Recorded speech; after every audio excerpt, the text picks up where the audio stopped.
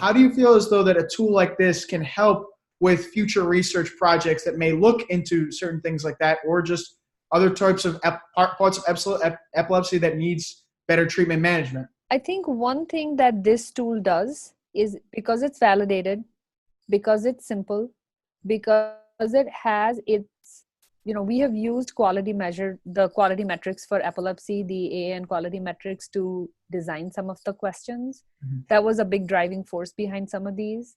I think it can be very seamlessly used across different medical centers, different regions, so you can get the same information. So it's a very standardizable tool across populations, number one. I think the other thing is in terms of just looking at even our own data and seeing what are the determinants that drive better scores of transition. I mean, we have a lot of questionnaires, and that is actually a work in progress about looking at, even from what we have at baseline, if we're saying somebody has a lower transition score, where are they with regards to their seizure control at this point in time?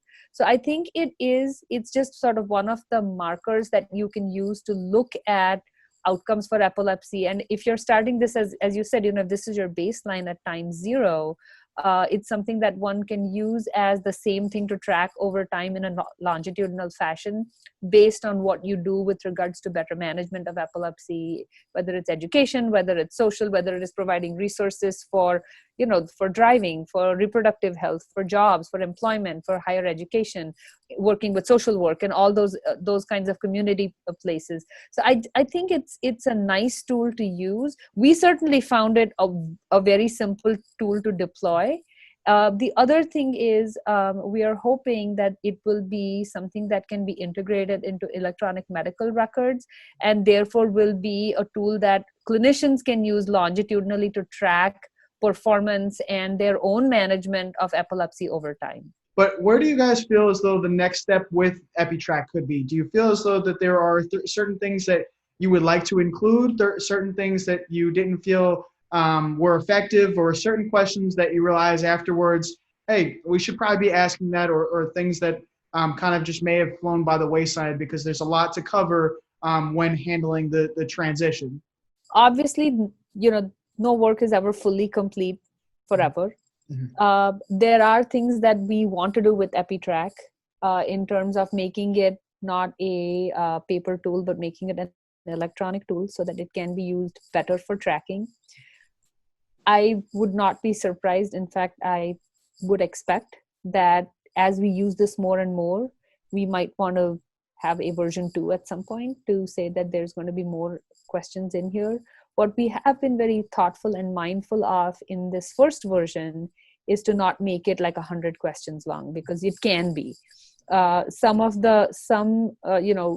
course, we fell back a lot upon some of the work that's been done in the field already.